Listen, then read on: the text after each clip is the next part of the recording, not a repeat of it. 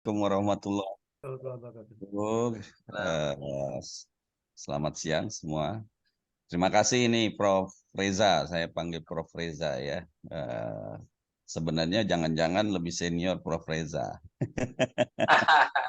Jadi, eh, jadi tadi sudah disampaikan barangkali kalau kita bicara sesuai judul ya.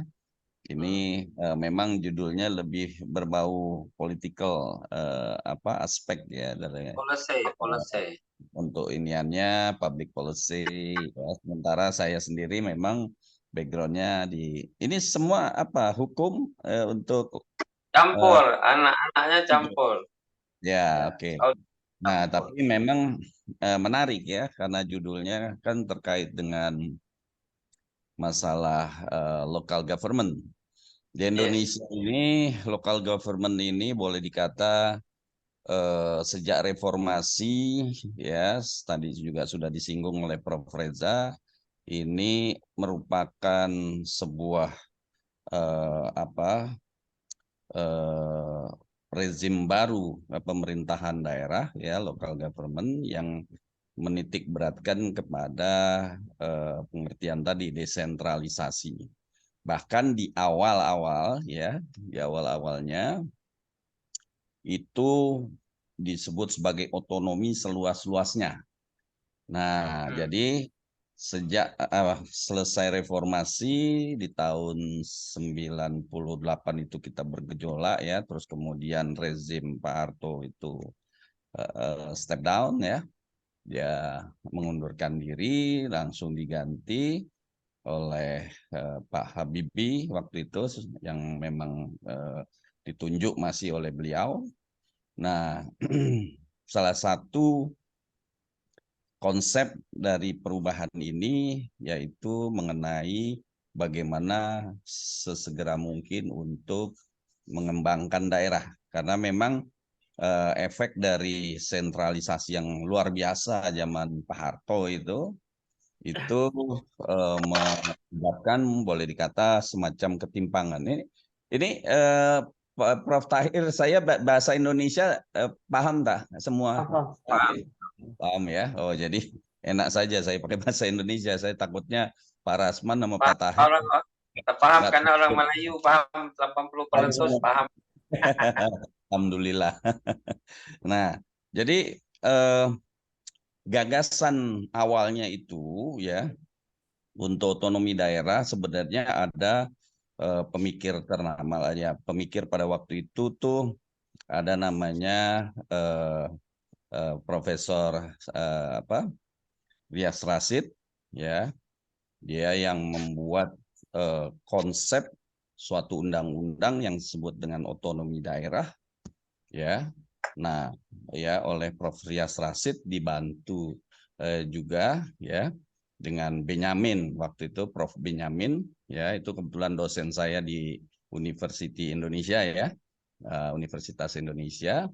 Memang Prof. Benyamin ini mencoba untuk memberikan ruang yang sebesar-besarnya kepada otonomi, bahkan pada waktu itu otonominya diletakkan di tingkat kabupaten. Jadi itu waktu itu masih pakai level ya. Jadi di tingkat 2. Karena kita tahu kalau tingkat pertamanya itu provinsi. Nah, ada tingkat 2 ya, tingkat kabupaten, kabupaten kota. Nah, ini yang menjadi cikal bakal otonomi seluas-luasnya. Bahkan terjadi perubahan di konstitusi kita, Undang-Undang Dasar kita ya di pasal 18 itu memberikan banyak keleluasaan daerah ya local government pada waktu itu ya. Sehingga apa? Semangat ini semacam euforia jadinya ya. Semacam euforia, semua daerah merasa menjadi kerajaan-kerajaan kecil. Nah, jadi kerajaan-kerajaan kecil yang kemudian mereka juga diberikan ya anggaran yang disebut dengan DIPA itu ya. Nah, daftar inventaris pendapatan dan anggaran untuk di daerah ada namanya dana alokasi umum dan dana alokasi khusus.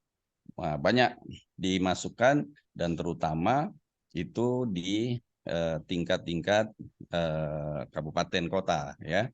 Nah, kalau di Malaysia Thailand atau kalau Singapura tak ada lah karena cuma satu ya. Tapi kalau di Thailand mungkin karena itu mungkin ada ya kayak macam regency ya.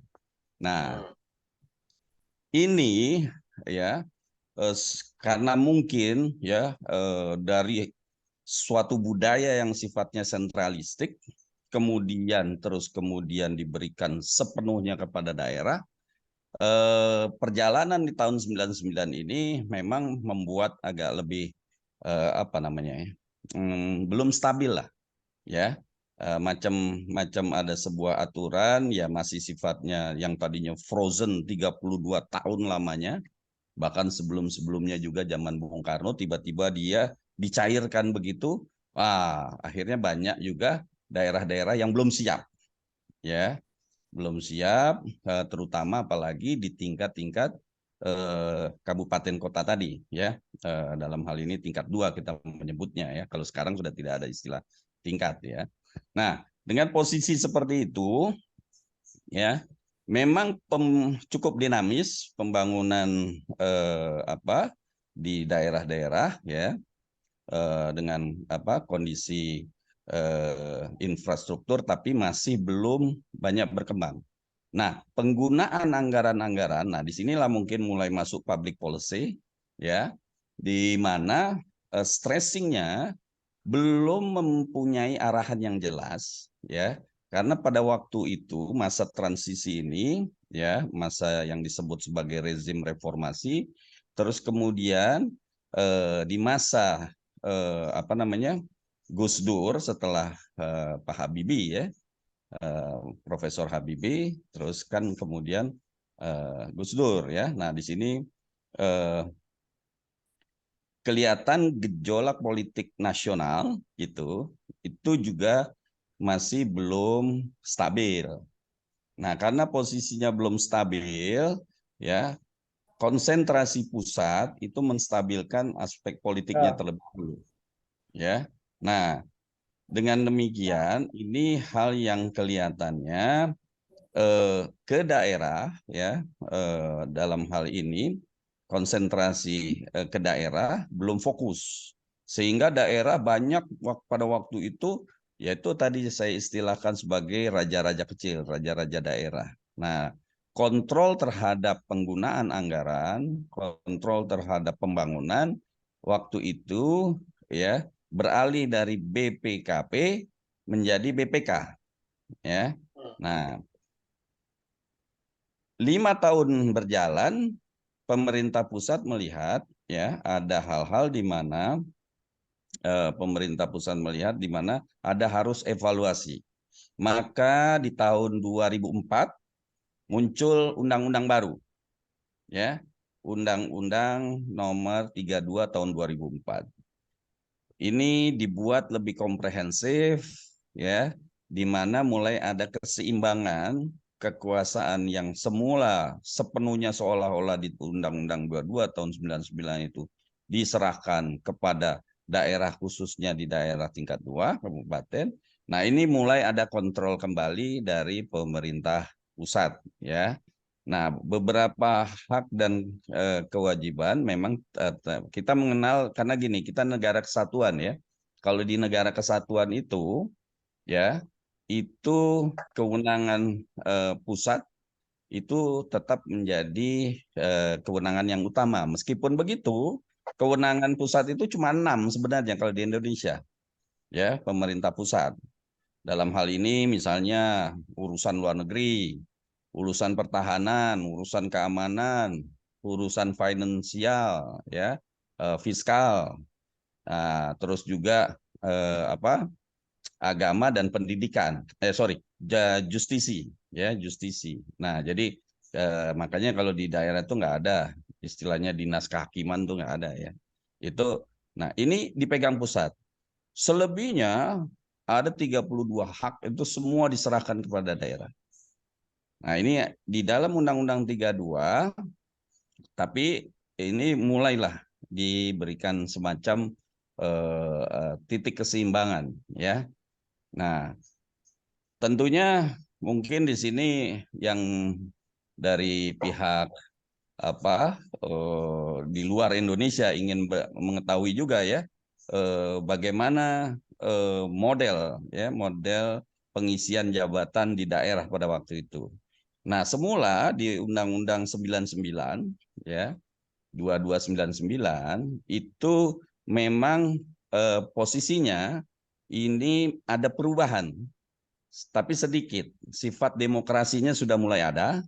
Kalau dulu semua gubernur, semua bupati, ya itu ditunjuk oleh presiden berdasarkan Undang-Undang 1574. Tapi kemudian di Undang-Undang 2299 sudah mulai ada peran dari parlemen daerah yang disebut DPRD, ya, yang sifatnya mengusulkan kepada presiden, ya, untuk kemudian nanti dipilih 3 orang.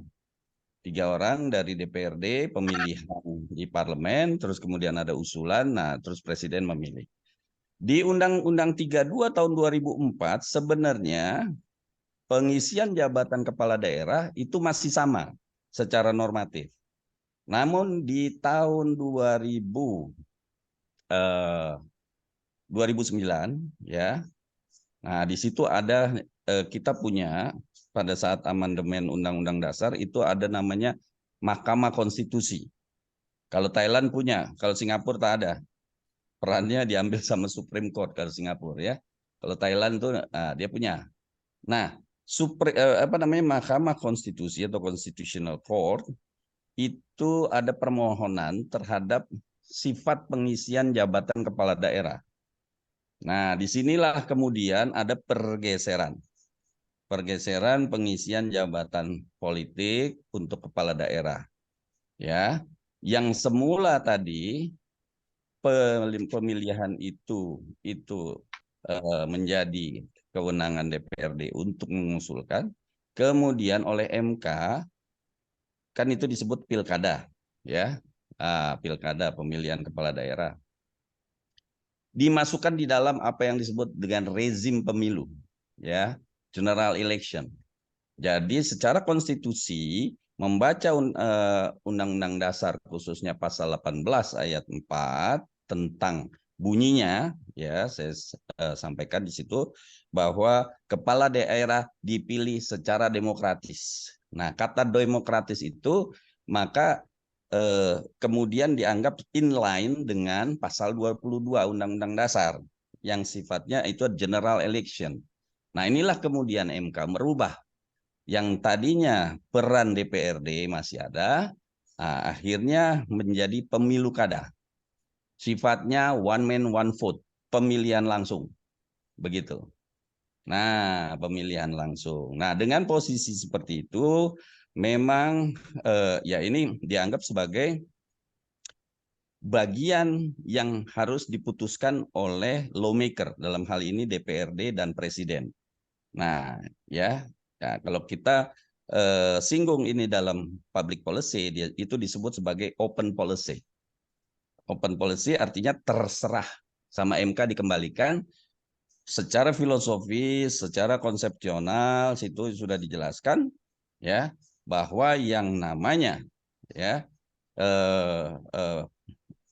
pemilihan kepala daerah yang bersifat demokratis itu mestinya mengikuti aturan pemilu bersifat ya langsung, umum, dan bebas serta rahasia, luber ya kalau dalam bahasa Indonesianya. Nah, dengan kondisi seperti itulah ya maka DPR dalam hal ini sebagai pembentuk undang-undang kemudian mengubah ya Undang-Undang 32 2004 hanya dalam ketentuan mengenai pemilihan umumnya.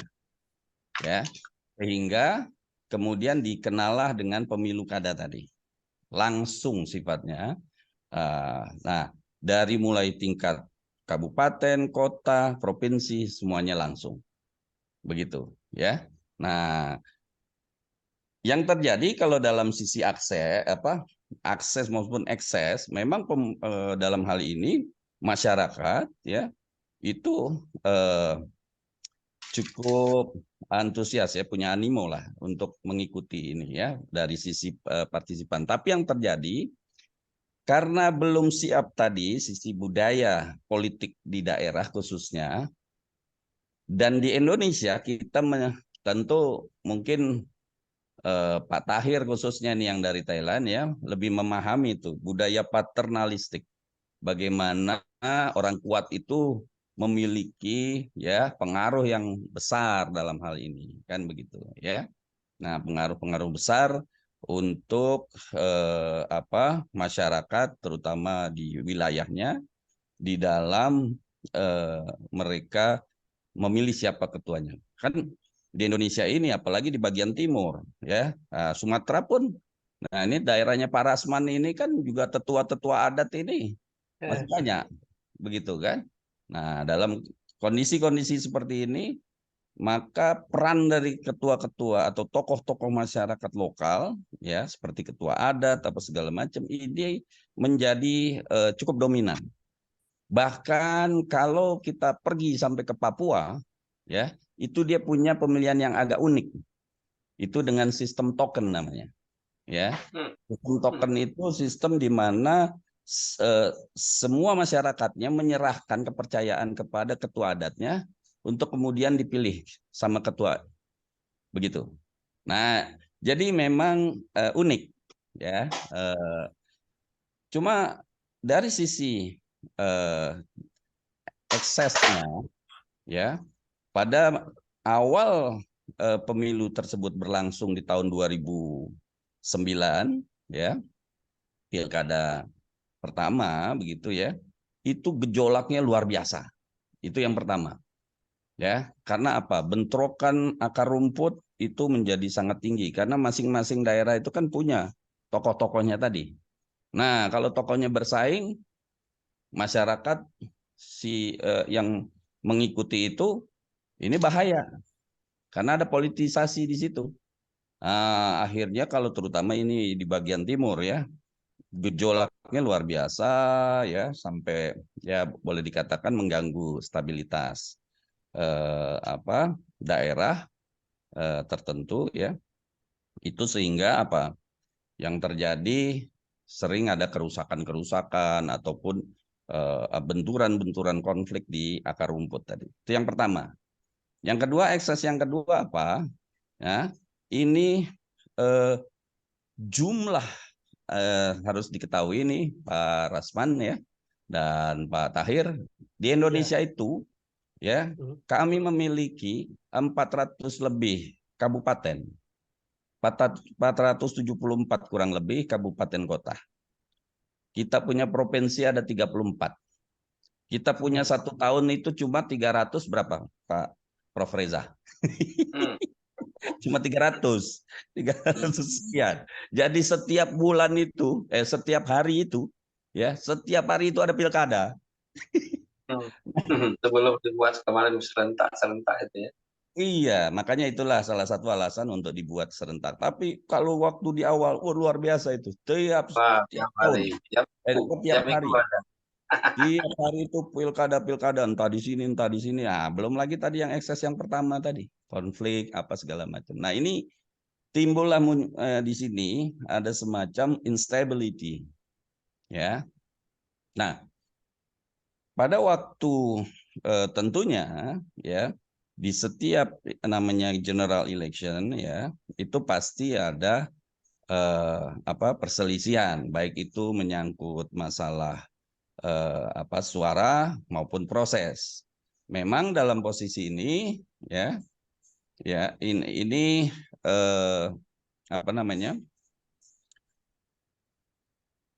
Mahkamah Konstitusi dalam posisinya untuk menafsirkan pengertian perselisihan pemilu itu masih dalam bentuk selisih suara.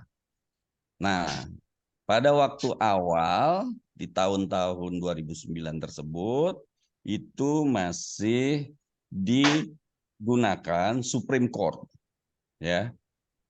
Supreme Court sebagai ya Mahkamah Agung itu sebagai tempat penyelesaian sengketa. Begitu. Ya. Nah, Nah, terus kemudian karena memang sengketa cukup banyak. Saya kebetulan, kalau saya memang di Mahkamah Konstitusi. Saya di tahun 2004 sampai dengan tahun 2009 itu saya judge assistant namanya, ya, asisten hakim. Jadi saya tahu persis waktu juga pertama kali kita pemilu pertama yang mulai menggunakan sistem langsung. Terus kemudian ada penyelesaian sengketanya di MK. Nah, saya pada waktu itu pertama kali terlibat dalam penyelesaian sengketa pemilu di situ. Ya, dan itu luar biasa. Tapi kalau kita bicara di sini, itu 2 hari 2 malam tak selesai-selesai. Kasihan Prof. Reza Parasman sama Pak Tahir ya, karena banyak sekali dinamika pada waktu itu. Ya, nah dalam ya regarding ya dalam in term of election tadi itu kemudian ya mengingat ini dianggap sebagai rezim pemilu yang tadinya di Mahkamah Agung di tahun 2012 kalau nggak salah ya sekitar 2012 itu ada permohonan ke Mahkamah Konstitusi untuk memasukkan ya penyelesaian sengketa pilkada itu masuk ke Mahkamah Konstitusi karena ini sudah dianggap rezimnya pemilu. Nah, begitu sehingga diambil alihlah dari Mahkamah Agung menjadi kewenangan dari Mahkamah Konstitusi. Ya, tapi belakangan itu Mahkamah Konstitusi beda lagi pendapatnya. Jangan dia karena akhirnya pening kepala. Ada 9 hakim tiap hari itu dia ngurusin itu pilkada. Kapan? Padahal kewenangan MK itu kan bukan hanya untuk urusan pemilu, untuk pilkada ya. Ada pengujian undang-undang, ada perselisihan antar lembaga, macam-macam lah. Nah, ada 4 kewenangan dan 1 kewajiban di situ. Nah, ini saya cepat saja ya, Prof. Reza ya. Nah, jadi kalau dalam konteksnya dia general election, ya, belakangan itu terus kemudian general election kita saat ini nih yang akan berlangsung nih kita sedang ramai-ramainya sekarang. Mungkin di Malaysia juga ya saat ini ada ya. Agustus nanti ya, bulan Agustus bulan depan Malaysia 6 negeri pemilu federal. Ya. Pemilu lokal.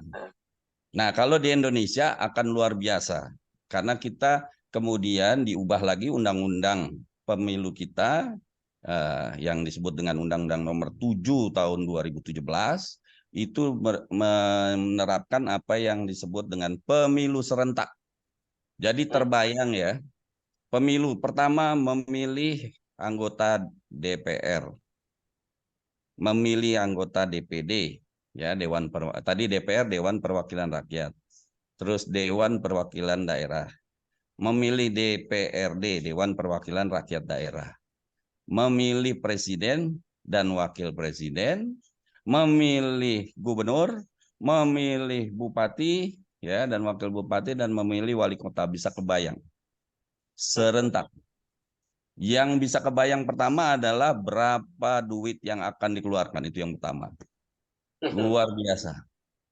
Luar biasa, ya. Kita mengalokasikan saat ini kurang lebih 517 triliun. Ya. Untuk itu secara serentak nanti Februari itu untuk DPR, DPRD, ya, DPD. Nah, terus kemudian presiden, wakil presiden. Ya, selanjutnya nanti 2 bulan berselang baru kepala-kepala daerah, kan begitu, ya. Nah, ini banyak orang melihat ini menjadi ajang yang sangat luar biasa. Nah, siapa punya dalam hal ini apa istilahnya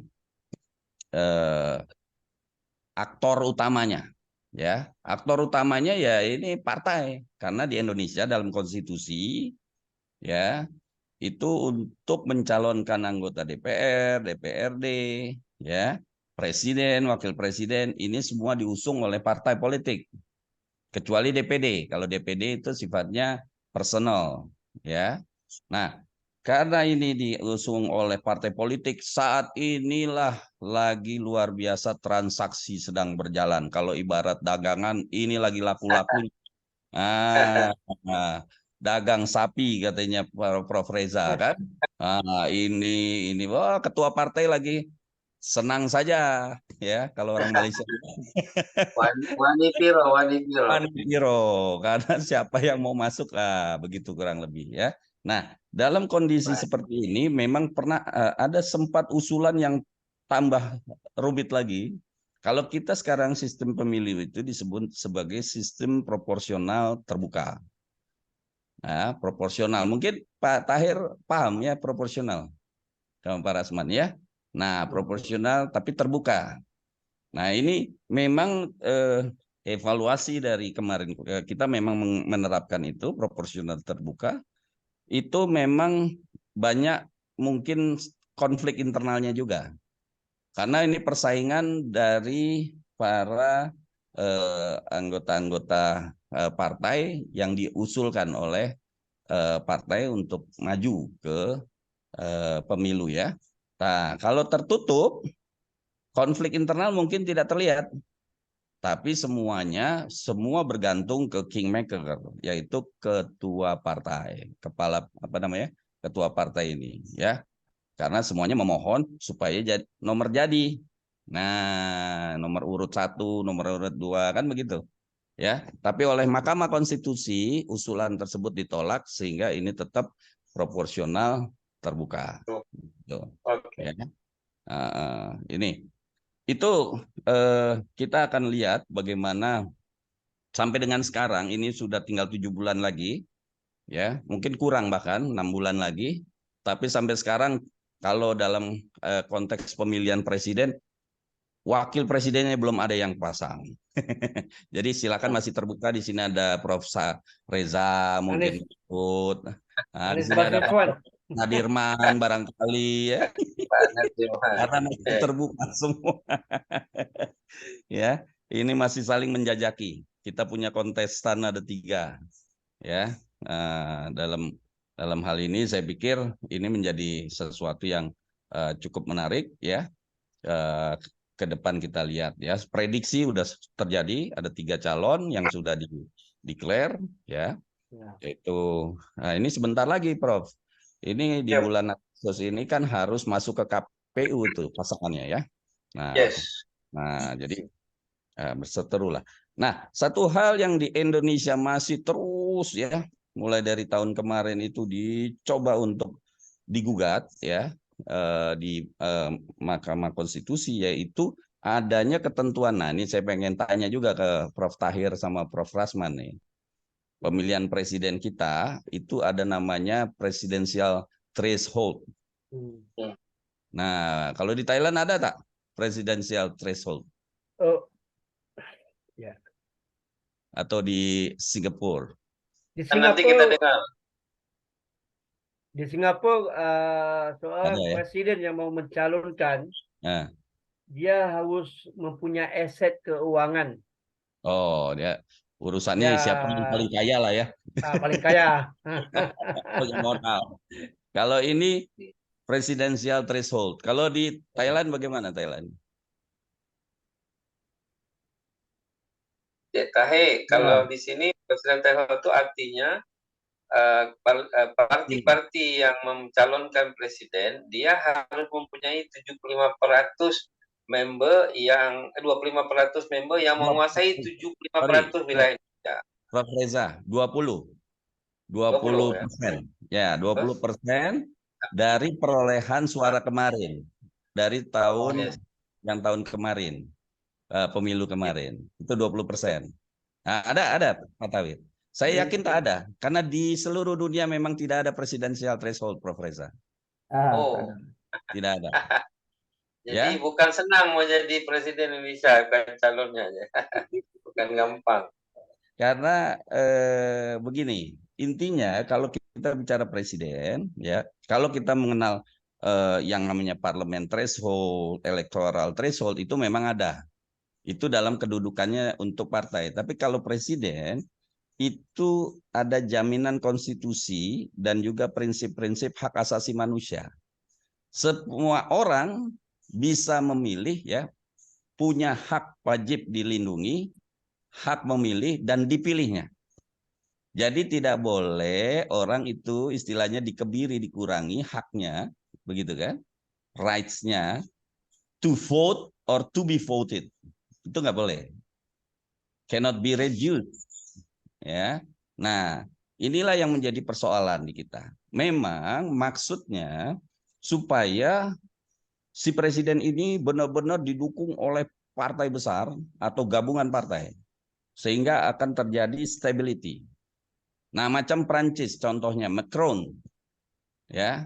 Macron ini saat ini itu dari partai guram lah istilahnya, ya, partai kecil saja, tapi dia naik. Nah, artinya apa? Ketika dia naik lagi yang untuk kedua kali, ini goncangan terus Paris nih, Prancis, ya. Nah, ini memang plus minus lah, plus minus, ya. Kalau kita refer to principle human right, memang tidak boleh, harusnya tidak ada gitu. Tapi dalam kondisi ini di Indonesia diberlakukan 20%, ya. Baik. Nah, oke. Sebenarnya saya banyak mau bercerita juga dari aspek-aspek bagaimana kewenangan-kewenangan daerah, ya, terutama di public policy-nya menyangkut soal ekonomi, sosial, ya. Tapi saya pikir waktunya sudah cukup Ya. lah untuk nanti saja, ya. Oke, Iya, ya, Pak. Prof. Makasih. Ya. Dr. Wasis ini, Dr. Tahir teman-teman, seorang pengajar favorit di Esa Unggul Faculty of Law. Jadi kelas dia pasti dicari mahasiswa. Kalau Dr. Nardiman disukai mahasiswa karena beliau manusia 3 zaman. Ya. Ya, zaman Orde Lama, Orde Baru, dan Orde Reformasi. Ya, itu Pak Dr. Nardiman. Ya. Makasih Pak Nardiman atas poinnya. Oke, kita nih mendengar sebuah holistic analysis dari Pak Dr. Wasis menyangkut Indonesia sebelum dan selepas reformasi, kaitannya dengan public policy dan khususnya pada desentralisasi dan impact-nya secara grow, ya, karena pada awalnya kita pun sebenarnya masih mencari-cari bentuk yang sesuai. Jadi itu di-highlight oleh Dr. Wasis dan beberapa pertanyaan sudah masuk di email saya. Tapi sebelum kita pergi ke second speaker, kita rehat kejap lah, minum kopi dulu dan dengar lagu. Sebab sudah terlalu serius. Satu departemen yang menguruskan masalah pemilu, kan, mereka menukarkan sistem, kan, sistem karena di Singapura ini, kan, kalau kita lihat sejarahnya, kan, presiden yang pertama yaitu Tuan Yusof Ishak, kan, yaitu presiden pertama, kan. Lepas itu tidak ada presiden Melayu, kan. Jadi pada tahun 2017 mereka mengubah amendment, kan, pemilihan presiden. Jadi diganti, kan, karena orang Melayu hanya pernah jadi presiden sekali saja, yaitu Encik Yusof Ishak. Jadi dia membuat pergantian, ya. Jadi 5 tahun orang Melayu yang menjadi presiden, 5 tahun orang India, dan 5 tahun orang Cina, kan. Jadi amendment itu dipersetujui karena di parlimen didominasi oleh partai pemerintah, kan. Jadi dia kebetulan presiden yang sekarang ini dia tahun ini sudah akhir, sudah habis jawatannya sebagai presiden, kan, sudah 5 tahun. Jadi 2017 sampai 2023, kan. InsyaAllah dalam bulan September ni dia selesai, ada pemilihan presiden baru lah, kan. Jadi kebetulan dia punya uang banyak kan, dan disokong oleh partainya kan. Jadi dia bertanding tanpa lawan, tanpa ada challenges kan. Jadi dia diangkat menjadi presiden, jadi presiden kan. Jadi itu salah satu daripada sebab musababnya lah kan. Singapura memiliki 9 partai politik, di antaranya partai yang berkuasa saat ini, Partai Pembangkang, Workers Party, Workers Party, SDP, PPPP, Reform Party dan SDA. Ini adalah pembangkang. Mereka semuanya ada 12 kursi di parlimen, kursi di parlimen. Roda pemerintahan Singapura dijalankan oleh Perdana Menteri PM. Jadi penguasaan untuk membuat kebijaksanaan polisi-polisi itu dijalankan oleh PM dan akan diserahkan pada presiden. Mohon maaf, presiden hanya tanda tangan saja. PM dipilih dari pemenang pemilu dan orangnya dipilih orang-orang petinggi-petinggi partai yang menang tersebut, sedangkan presiden dipilih secara langsung oleh warga negara Singapura. Terus terang, saya termasuk orang yang tidak mengundi, kan? Tidak mengundi bukan boykot, tapi saya lihat istilahnya tidak begitu ada semacam perubahan lah kan. Itu macam Cik Tahir macam yang tak ikut pun. Mungkin lah. Warga yang mempunyai hak pemilih adalah mereka yang telah berusia 21 tahun. Ya betul, 21 tahun. Ya kalau di Malaysia, alhamdulillah sekarang sudah berubah amendemennya 18 tahun kan. Beda dengan Indonesia yang sudah usia 17 tahun. Indonesia lebih demokrasi kan. Yang ikut pemilu di Singapura sifatnya wajib. Ya kalau wajib saya sudah salah gitu kan. Tapi alhamdulillah saat ini belum ada apa-apa tindakan denda atau apa pada saya gitu kan. Terusnya. Jadi boleh golput Iya.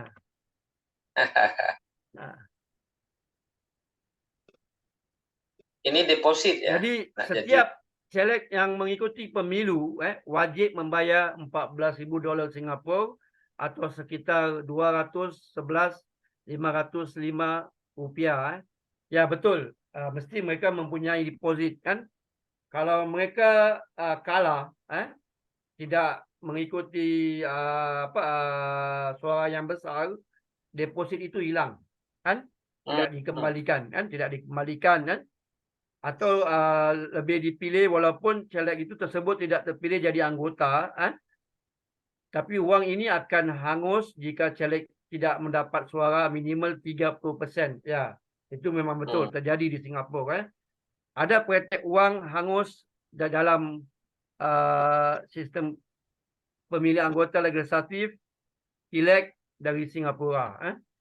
Ya, memang ada praktik. Dan di Singapura ini seorang MP atau seorang menteri kalau mereka dipilih, mereka itu harus mempunyai integriti integriti contohnya mereka tidak boleh ada affair dengan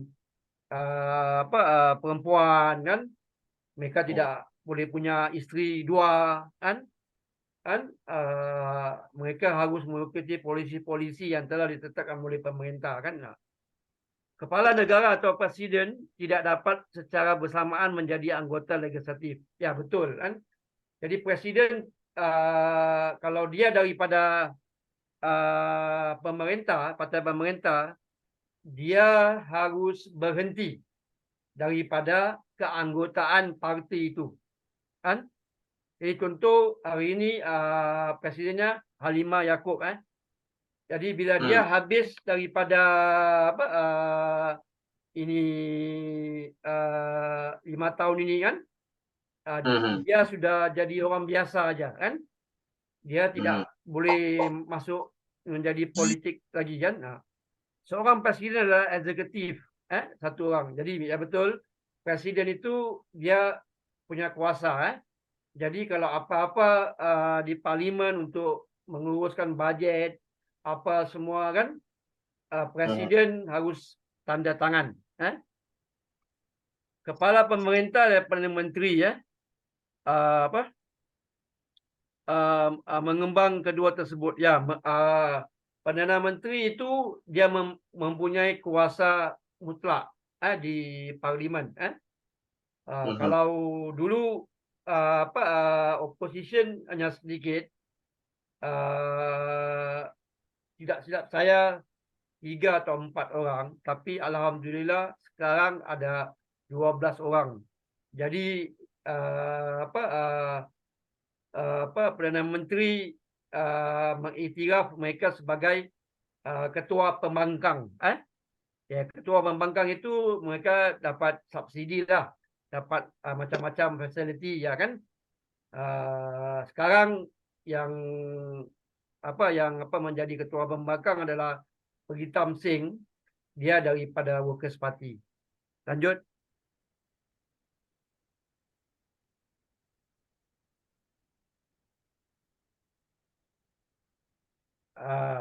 Okey, itu saya punya presentasi.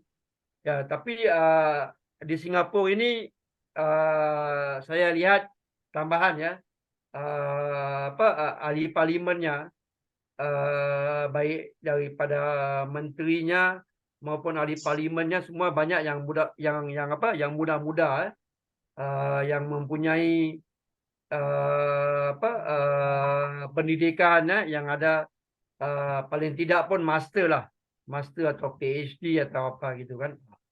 Jadi dan di Singapura ini begitu dia punya ahli parlimen harus mempunyai integriti yang begitu kuat kan, supaya masyarakat dapat menilaikan lah kan. Tapi sekarang alhamdulillah sudah ada social media kan. Jadi kalau election kan, partai oposisi itu hanya dapat menampilkan kempennya kan melalui social media aja kan, social media aja kan. Jadi kalau pemerintah dia bisa mempromosi di TV pemerintah lah kan. Tapi insya-Allah kan election yang akan datang pada rencananya tahun 2025 kan. Tapi saya menilaikan kan ini memang salah satu fakta kita lihat status quo kan, pasti satu masa akan jatuh kan. Kita lihat macam UMNO 60 tahun kan. Jadi pemerintahan akhirnya 2018 jatuh. Dan sekarang koalisi dengan DH. Dan Malaysia Pak Harto 32 tahun kan, dan akhirnya jatuh kan. Dan di Singapura sudah 50 tahun kan. Jadi pasti hukum alam itu akan berlaku kan. Kalau sekiranya mereka tidak pandai deliver untuk kempen kan, pasti. Dan tapi satu hal, ada upgrading pembangkang kan. Kalau dulu pembangkang hanya 3-4 orang aja kursi, tapi sudah ada 12 kursi, 12 kursi. Dan baru-baru ini perubahan undang-undang kan di Singapura ini dihalalkan LGBT. Wow. Itu merisaukan Cik Tahir itu. Malahan Menteri Ehwal Islam daripada PAP itu menyetujui. Aduh. Ha. Dan bukan itu Aduh. aja kan. Yang di Singapura tidak ada Departemen Agama, tapi ada MUIS pun menyetujui. Kan? Wow. Jadi ini ya, siapa yang mengkritik, kalau ustaz-ustaz mengkritik, dia akan diberi warning atau Ben. diambil lesen mengajarnya kan. Waduh. Nah, ini Nasib terjadi di baik lah kalau Singapura. nasib baik lah di Thailand dan Selatan. Jadi itu Pak Reza, itu Baik, skenario baik, baik, baik, politik Singapura sekarang yang terjadi kan. baik. Baik, Itu terima saja kasih. yang saya dapat sampaikan. Mudah-mudahan manfaat Baik. informasi ini Wah, kan. Dan ya, ya. kita tahu bahwa negara Singapura ada sekularisasi kan, membedakan antara ini politik dan agama kan. Itu Yes. yang bikin saya nggak setuju. Ya, ya, ya. Itu Pak Nardiman tadi dia geleng-geleng kepala ini. Nak cari depositnya belum dapat, apalagi jadi anggota parlemen. Okey Pak Reza, Ya. itu Baik, makasih. presentasi saya. Baik. Cik Tahir sebagai the third speaker terus you are right now. Karena Pak Wasis nanti jam 3 lebih sedikit dia ada meeting. Jadi ini beberapa pertanyaan sudah masuk. Jadi lebih baik teruskan saja, nanti kita bacakan pertanyaan untuk kedua-dua speaker sebelum, dan nanti selepas Cik Tahir ada question lagi dekat email akan saya baca juga. Ya, silakan. Macam mana dekat Thailand pula? Kita tak dengar. Wow, ini dia Perdana Menteri apa namanya? Baru dipilih ya. Tapi ini orang lama kot. Ya, silakan. Thailand Parliament after election and PM vote 2023 clear, very clear. Dah nampak kot dah. Very clear. Sangat jelas. Okay, Bismillahirrahmanirrahim. Assalamualaikum warahmatullahi wabarakatuh. สวัสดีครับทุกคน Okay. Jadi alhamdulillah kita masing-masing cakap ataupun bincang tentang politik negara masing-masing. Thailand pun sama juga sekarang ni telah buat pilihan raya ataupun general election pada 16 Jun 2 bulan lepas. So tak dapat letak lagi, tak dapat lantik lagi Perdana Menteri. So inilah kita bincang sikit kenapa boleh tak dapat lagi. Okay. Kita tengok Thailand Parliament structure dulu. Dia semua ada 750 campur Senate 250 dan 500 lagi pada House of Representatives ataupun kita panggil MP Member of Parliament. Yang 500 ni dia bagi kepada dua, one vote one man adalah 400 dan 100 lagi pada party list, kita panggil party list. Yang party list tu selalunya yang akan di vote ataupun lantik dari Perdana Menteri. Okey. Kita tengok result. Okey, result yang telah lepas. Okey.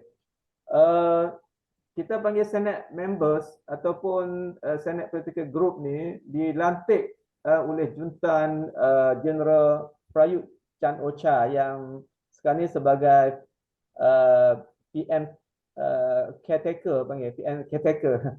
Dah lama dah, berapa bulan? 2 bulan. Dan ahli Senate ni term dia adalah 6 tahun. Jadi MP Member of Parliament tu 5, Senate 6.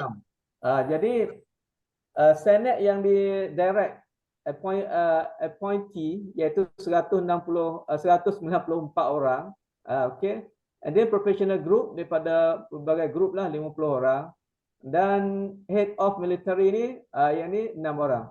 Jadi kesemua ni boleh kata 90% lebih yang condong kepada General Prayut Chan-o-cha ataupun kita current caretaker Prime Minister Thailand sekarang lah. Okay. Jadi dia macam ni. Okay. Yang ni yang telah result.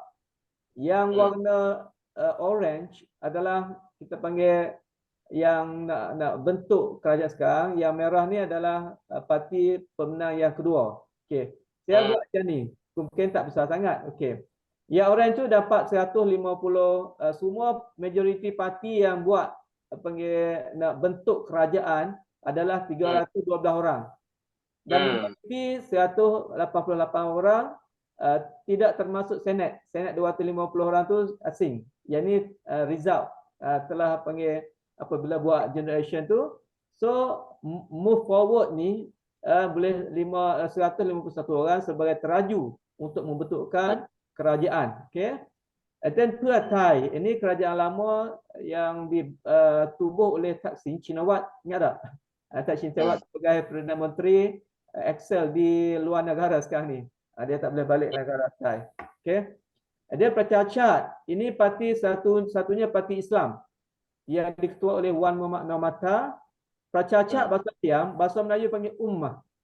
Ni bahasa Melayu ummah. Pracharat tu makna dia ummah. And then Thai Sang Thai. Okay. Pheu Thai Ruang Pelang. Ni Thai Liberal Fair Party. 8 parti ni dia gabung nak letak panggil sebagai government lah, sebagai ketua negara lah, yang disokong agak-agak disokong oleh Senat. Senat tu tak masuk dalamnya 250 orang ni. Tapi kalau kita tengok dari sini, okey, election yang telah lepas tu kita nak first post ataupun kita panggil one man one vote tu 400 dan party list proportional representation daripada parti semua tu boleh 100 orang. So Senate election pada 30 Mac dulu, so nak masuk 6 tahun tu tak habis lagi. Dia akan 30 hari bulan Mac tahun 2024. Jadi tahun depan. Jadi sekarang ni dia masih kerja lagi. Ada setahun lebih lagi. So dia ada kuasa lagi. Yang ni yang masalah. Yang ni apabila buat panggil 14 Mei yang kita buat generation, yang ni akan datang kemungkinan kalaulah 5 tahun 27 Jun 2027. Okey. Apabila nak buat parlimen ataupun kita panggil nak bentuk kerajaan, mesti kita kena latih House Speaker.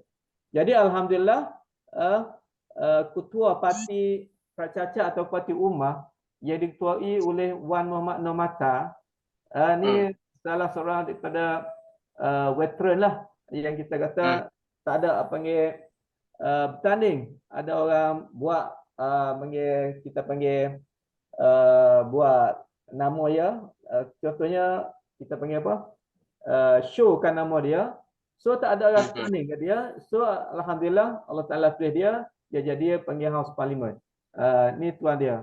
Sekarang ni umur lebih kurang 67 kalau tak silap saya. Lebih kurang. Okey. Apabila dapat dah House Speaker ataupun kita panggil House Speaker, dan dialah boleh buat panggil untuk buat meeting ataupun mesyuarat agung untuk memilih kita panggil Perdana Menteri pada 13 hari bulan Julai. Panggil 2 minggu 3 minggu lepas lah. Result dapat macam ni. Masya Allah. Sepatutnya dia kena boleh 375 sekurang-kurangnya. Tapi kita Lim Charoen Rat ni sebagai panggil anak muda umur 42 lebih kurang, dia dapat daripada member of parliament yang sokong dia adalah 311 dan senator hanya 13 orang daripada 250 orang. Yang tak sokong 148 daripada MP, yang tak sokong daripada senator 34 orang, yang senyap. Ni bahaya ni. Abstain kita panggil senyap. Panggil dia dia senyap. Nak pada tak nak pada. Membuat kita loss, panggil loss. Kita panggil at least dia kena boleh 375. Sekarang dia boleh hanya 327. Jadi tak cukup nak menjadi panggil Perdana Menteri. Sebab dulu ni panggil perlembaga baru. Kalau dulu hanya member parlimen yang 500 orang dia pilih MP. Senator dia tak panggil tak ganggu, tak masuk campur. Apabila diubah oleh General Prayut Chan Ocha tu, maka kena panggil senator ada hak nak pilih Perdana Menteri. Tu jadi masalah sekarang. Sebab tu demokrat atau kita panggil demokrasi tidak boleh ukar masalah dunia. Hanya sistem Islam yang boleh ukar masalah dunia. Takut ini sampai sekarang tak boleh pilih lagi. So yang jadi masalah sekarang ni panggil pita ni kena dapat sekurang-kurangnya 375 panggil penyokong untuk menjadi PM ataupun Perdana Menteri yang ke-30 Thailand. Okay. So sekarang ni yang kita panggil general sebagai caretaker kepada PM pada Thailand ni, sebab tu dia senyum. Berapa lama lagi kemungkinan 10 bulan lagi dan habis panggil senator habis umur, kemungkinan pilihan tu kena kepada undang-undang. Sebab perlembagaan ni dibuat pada tahun 60 masa General Prayut Chan Ocha jadi Perdana Menteri. Itulah kita kata demokrasi ni tidak boleh panggil, dia ada self interest ataupun kita panggil untuk bagi kepada kehendak diri sendiri tu tak dapat itu, kena kuasa. Sebab tu yang panggil, yang kita tahu bahawasanya orang nak jadi di Thailand orang nak jadi kuasa di Thailand ni mesti mai daripada panggil military, bukan ada rakyat. Sebab military very strong.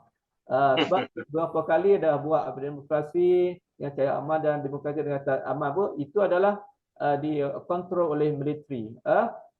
Saya pun tak tahu, kemungkinan Allah Taala panggil nak Prayut Chan Ocha lagi kot. Sebab tu bergolak di sekarang ni dipanggil di selatan Thai pun ada panggil buat panggil banyak dah berlaku, di antaranya pihak pemisah lah. Dia cuba nak buat panggil kita panggil satu buat panggil kerajaan tu biar duduk tak kenal lah. Ni banyak daripada saya lah. InsyaAllah kita akan sambung lagi. Saya ada hal sikit. Minta maaf, saya minta undur diri dulu kerana saya ada hal sikit. Okey, minta maaf saya. Ya. Ini saya nak baca question for you dan Pak Wasis, boleh dengar tak? Boleh. Okay, insyaAllah. Okey, boleh closing you punya screen. Jadi ini Pak Wasis di Thailand ni kayak orde baru zaman kita lah, menggunakan keputusan daerah sebagai hak khusus di MPR ya. Okey, ini saya baca untuk Pak Wasis dari Tami. Tadi menarik sekali soal kasus korupsi dan bukan ini dari Lena. Desentralisasi di Indonesia di satu sisi menunjukkan hasil yang positif di mana daerah mulai membangun dengan potensi lokal mereka. Namun di sisi lain terlihat koordinasi antar daerah tidak mudah dilakukan karena masing-masing merasa mereka mempunyai legalitas karena pilkada. Sebenarnya apa yang harus diperbaiki ke depan supaya lebih produktif desentralisasi yang dibuat selama ini? Itu satu. Kedua, dari Tere, fenomena kepala daerah di Indonesia saat ini sepertinya telah menjadi mitra pemilik modal dalam memenangkan election atau pilkada yang berbiaya tinggi. Bagaimana memutuskan mata rantai money politik di pilkada di Indonesia? Itu untuk Pak Wasis. Sekarang saya baca terus untuk Dr. Rasman. Dr. Rasman dari TAM. Tadi menarik sekali soal kasus korupsi dan affair yang melanda anggota parlemen Singapura. Sesuatu yang jarang terdengar di Indonesia juga. Apabila dilihat dari kedua kasus di atas, apa sebenarnya yang menjadi penyebab perkara ini berlaku? Itu dari kami. Kemudian dari Lia, di Singapura kami tahu ada Perdana Menteri dan Presiden.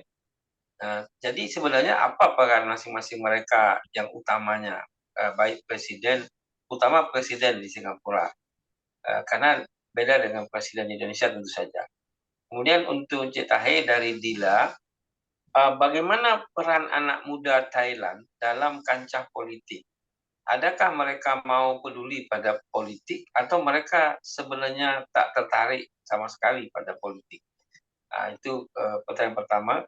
Yang kedua dari Tia, tadi Pak Tahir menyebut tokoh Islam Thailand Selatan, Wan Muhammad Nur Mata, yang pernah saya baca, beliau dulu kan pernah jadi wakil Perdana Menteri Thailand. Bagaimana bisa? Beliau kan seorang Muslim. Kok bisa jadi wakil Perdana Menteri pada masa itu? Itu pertanyaannya. Oke, Pak Asis mulai menjawabnya untuk masing-masing 5 menit. Baik, terima kasih. Ini pertanyaannya memang menjadi trending topik ya, urusan korupsi dengan election nih, gitu ya. Nah, ini perannya KPU. Jadi KPU itu kan sebuah lembaga ya, Bawaslu, KPU ini sebuah lembaga yang di dalam pelaksanaannya memang harus bisa efektif dalam posisi seperti ini ya. KPU itu Komisi Penyelenggara Pemilihan Umum ya.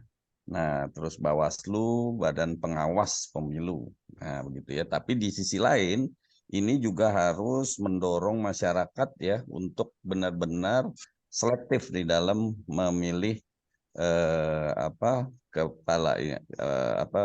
calon kepala daerah. Ini bahasa idealnya, bahasa normatif. Tapi sesungguhnya sistem paket politik kita itu ya, terutama dalam pemilu, memang itu berbiaya mahal. Jadi saya pernah dulu juga punya pengalaman ya. Jadi begini, modal politik untuk menjadi kepala daerah kalau dikonversi ke dalam rupiah itu sangat besar. Ya, terutama karena mereka itu harus membayar partai. Nah, jadi seolah-olah jabatan itu investasi. Ya. Nah, kalau kita sudah bicara investasi, karena nggak main-main ini.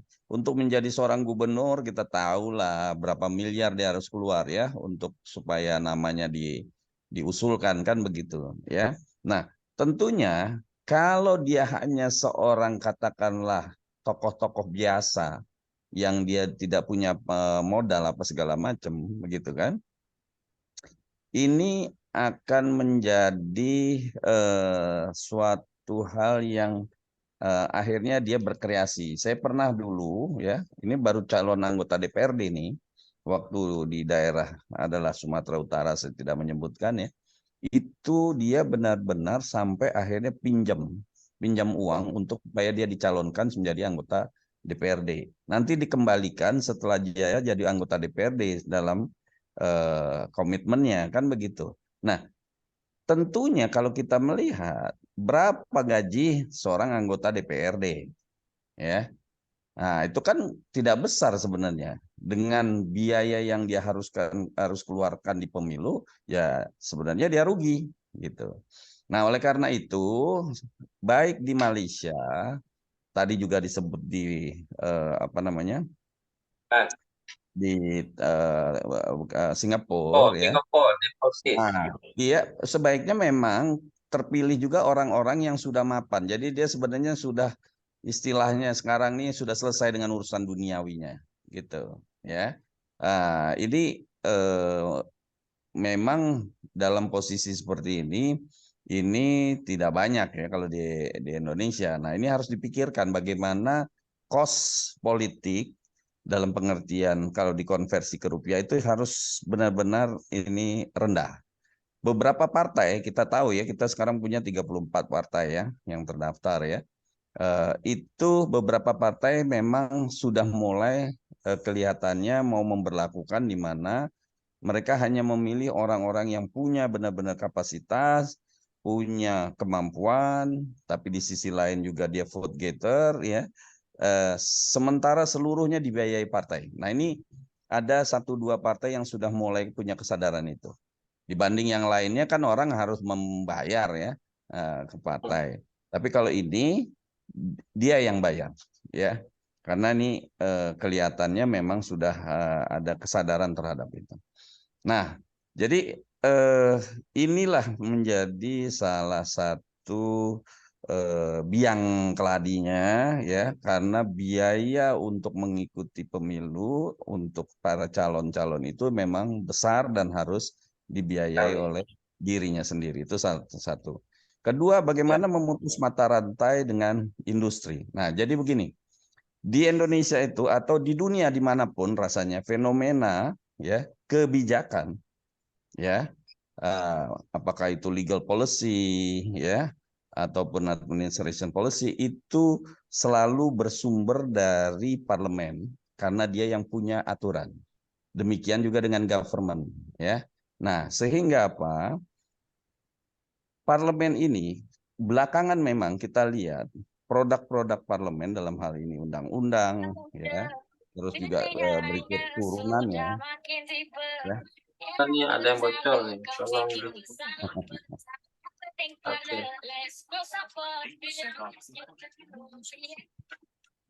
Di mana suaranya itu? Oke.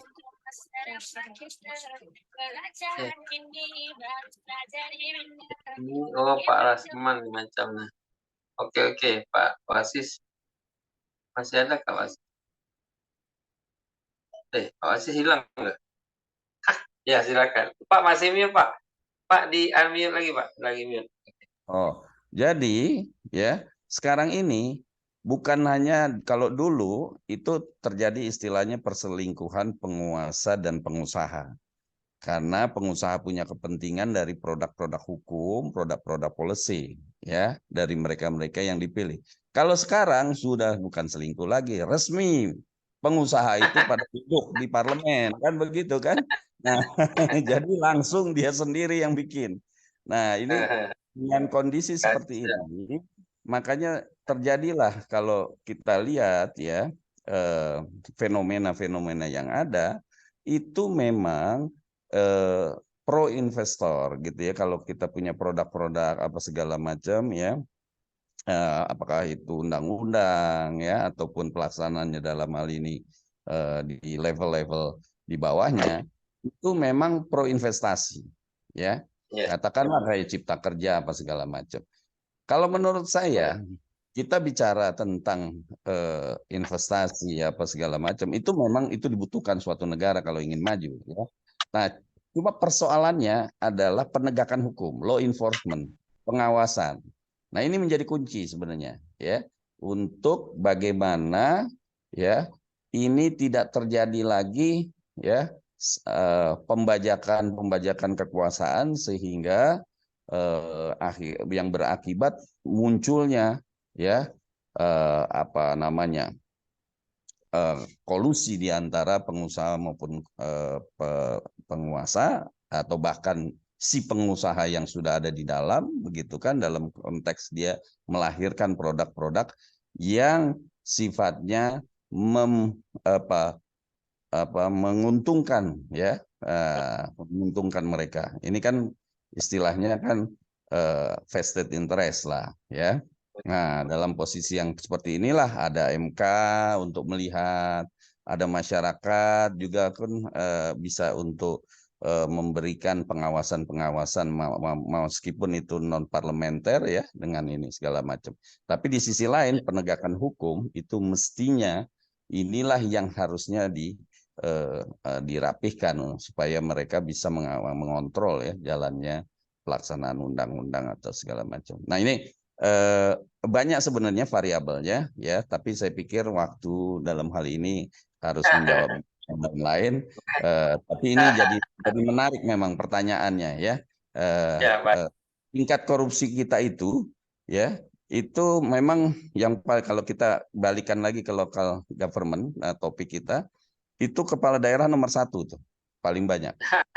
Nah, ini akibat dari memang kalau menurut saya pemberian kewenangan yang tidak disertai dengan law enforcement yang kuat. Tapi di sisi lain kita sudah mulai melihat adanya ya katakanlah semacam apa ya, meskipun masih tebang pilih mungkin ya, Ya. keberanian untuk menangkap para kepala daerah, bahkan menteri-menteri sekarang juga apa segala macam ya, yang dianggap Ya. melanggar hukum gitu. Baik. Ya, Terima kasih. banyak sekali ya sebenarnya kalau topiknya seperti yang Prof. Reza ini usulkan ini, ya aduh bisa panjang sebenarnya ya, bisa series. Pak Wasis, kita Ya, akan undang kembali. Terima kasih Pak Wasis. ya Jadi baik. terakhir dan Dr. Asman itu Pak Wasis kata tadi di Indonesia kalau nak jadi gubernur MB itu memerlukan 100 juta Thai baht lebih kurangnya baru dia boleh, itu pun belum tentu menang lagi, tapi dia 100 juta Thai baht. Kalau Singapura 5 juta US Singapura dolar. Itu minimumnya, bukan maksimum. Jadi boleh dilihat bagaimana Pak Wasis kata tadi very high politik, money politik boleh berlaku kalau dia tak ada kapitalis nak sokong dia, macam mana dia nak berjaya menjadi MB, apalagi menjadi presiden. Nah itu yang dia kata nanti selepas menang, you kena balik wang saya. Okey, Dr. Asman, Saya silakan. mau tambah sedikit. Pak Wasis Ini pada you tahun ada dua pertanyaan Ya, ditambah 3 ya. dari Pak Nadiman nanti ya baca nanti. Pada tahun 1997 saya Di mana? termasuk orang yang mengikut demonstrasi menjatuhkan Pak Harto. Apa halnya orang Singapura? 97. Dan saya pun waktu kuliah di UMM termasuk menjatuhkan Presiden Gus Dur. Oh, gitu. di Saya UMM kebetulan di Malang, di Malang. saya kan aktivis kan. Iya. Luar biasa pengalaman Ini boleh jatuh ke kali. orang Singapura, boleh ke orang Singapura ikut demonstrasi. Dia lihat nanti mana yang punya pas. Di sana ada Selepas itu Security Act. diketahui oleh itu saya diberi warning. Kan? Ya. Kalau saya mengikuti demonstrasi saya akan di-DO. Terus saya berhenti. Di Malaysia pun ketat karena ada AISA ya, di sana ada International Security Act ya. Di Indonesia itu dulu ada memang undang-undang seperti itu zaman Pak Harto itu. Ya. Baru punya perancangan aja sudah selesai kita. Belum juga bergerak. Oke, saya coba menjawab pertanyaan tadi yang diajukan. Walaupun saya akan jawab walaupun resiko kan, tapi bagi saya itu nggak apa-apa lah kan. Yang benar tetap benar kan, yang salah tetap salah kan. Ya, tentang masalah korupsi yang terjadi di Singapura baru-baru ini memang memanjatkan masyarakat Singapura karena kita mengetahui bahwasanya Singapura termasuk negara yang paling kecil sekali korupsinya kan.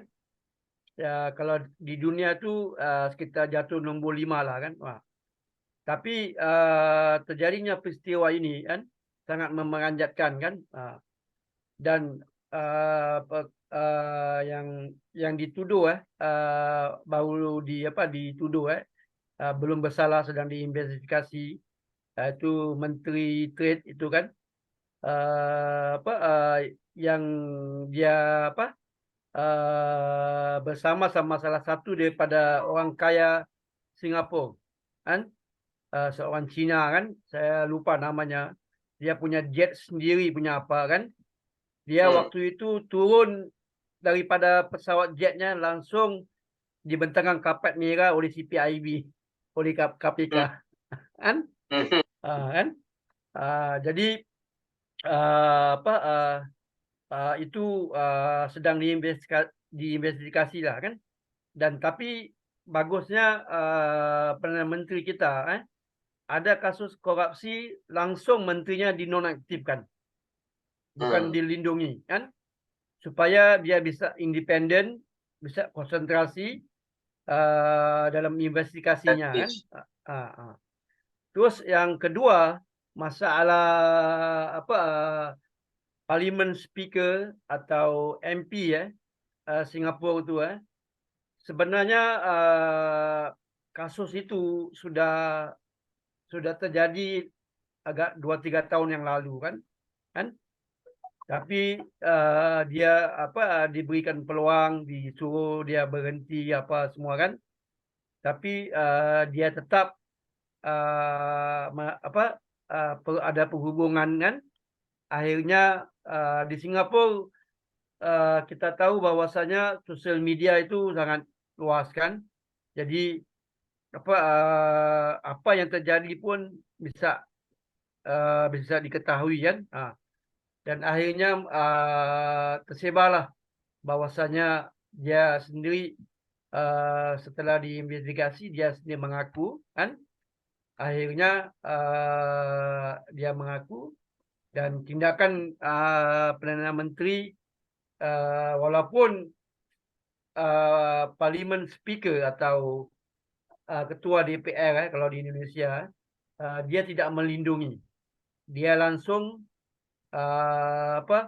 menyuruh Speaker Parlimen itu sama MP itu mengundurkan diri dari partainya kan. Begitu juga oposisi kan. Jadi di sini kita lihat satu ketegasan bagi Prime Minister kita kan apabila mendapat kasus-kasus semacam ini kan.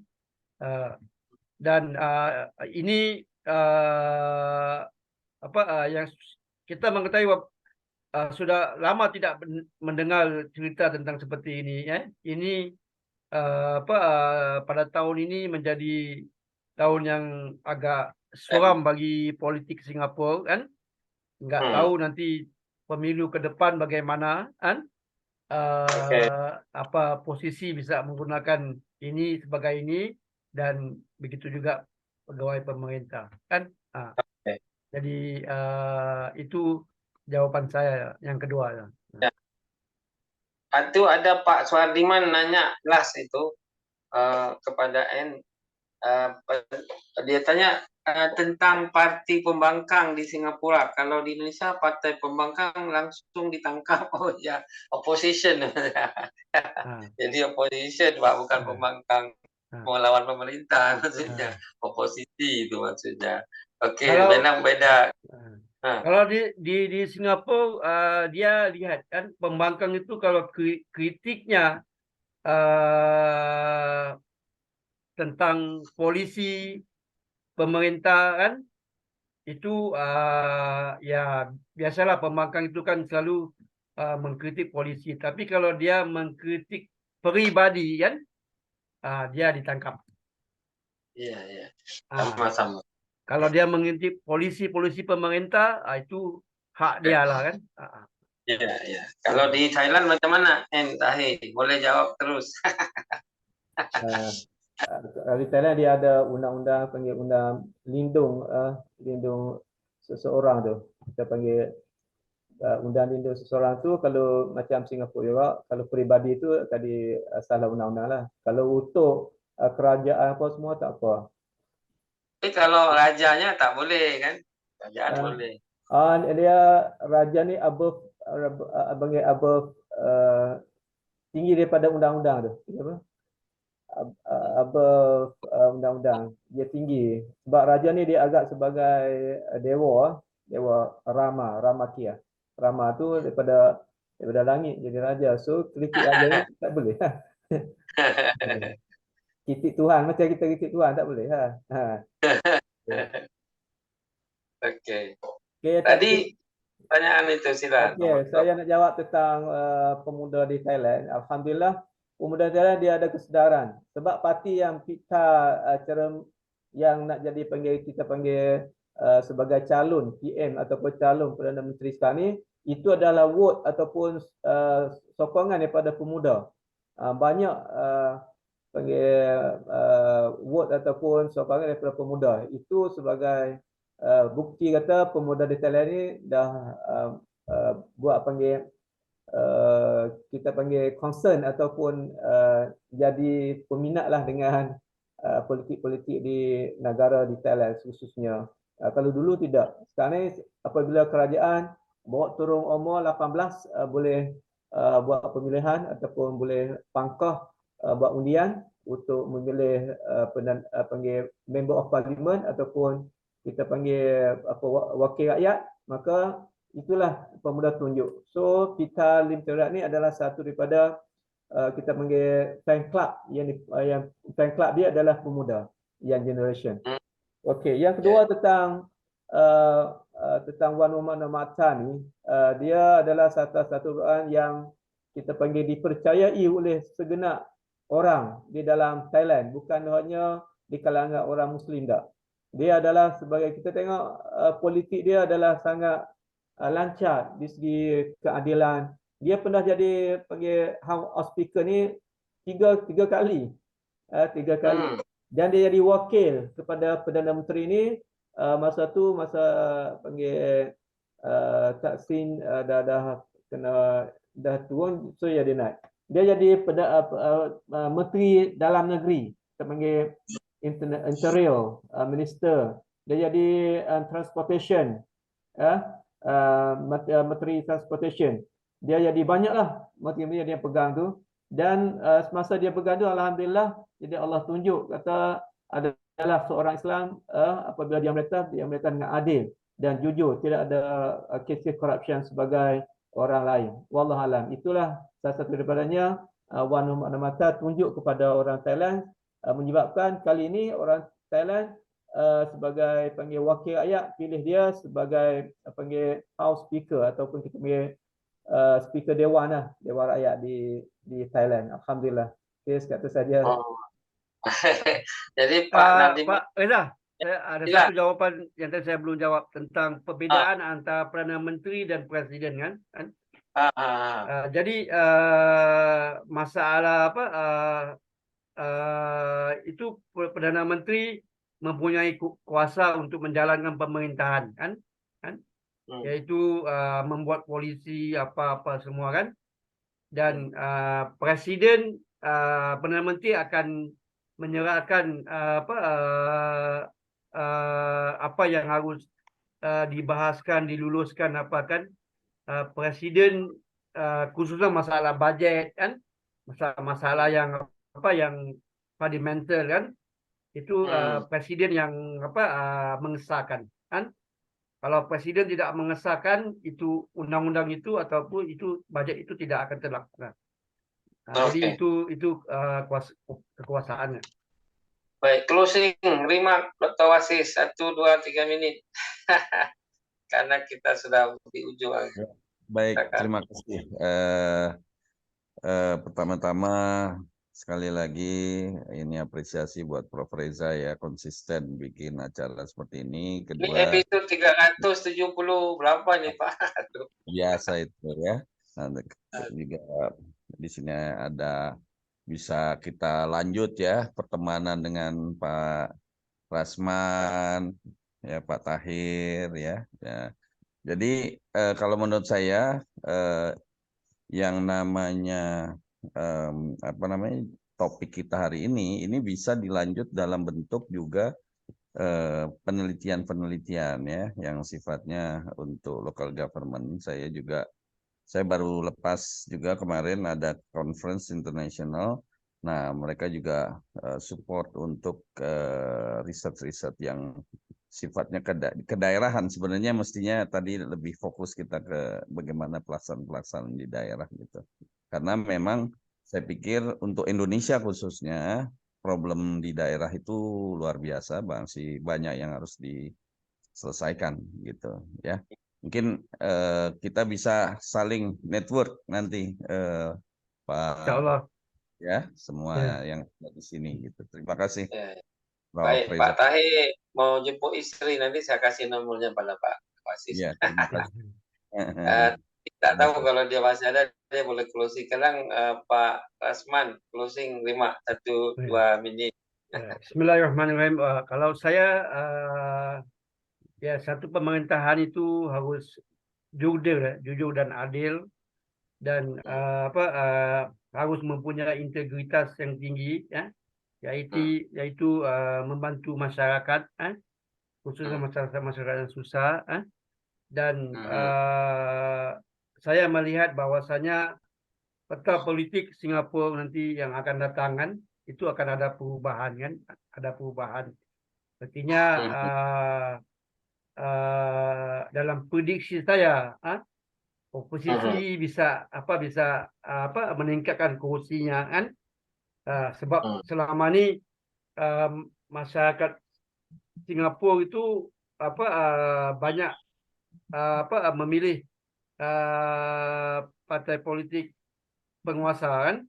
Dengan terjadinya peristiwa-peristiwa seperti ini, mereka bisa berfikirlah, dan generasi baru hari ini pun di media sosial mereka bisa memeriksa, bisa melihat, bisa apa semua, kan, dan insyaAllah satu masa Singapura akan dapat mengubah.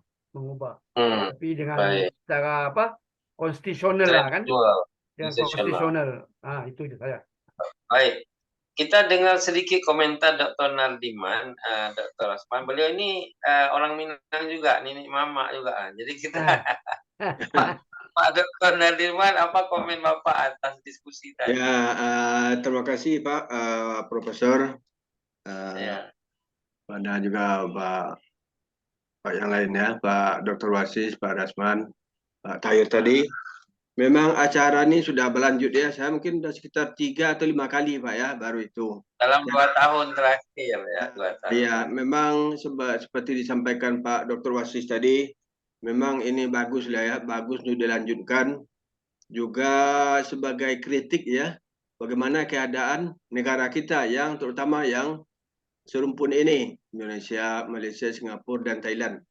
Nah, mungkin di samping itu kita juga sama-sama saling berbagi ya, bagaimana pengalaman di Singapura, bagaimana di Indonesia sebagai menambah wawasan ilmu kita ya di dalam memajukan masyarakat kita ya, pemerintah dan negara kita yang di Asia ini, Asia Tenggara yang serumpun ini. Memang bagus ya acara yang diadakan oleh Pak Profesor Teguh Saudara Reza ini. Terima kasih. Mungkin baik. Kita supaya terhibur sedikit, kita dengar lagu Singapura sebagai penutupnya. Karena Prof. Reza, saya izin live ya. Udah mau. Ya, baik, terima kasih. Terima kasih ya.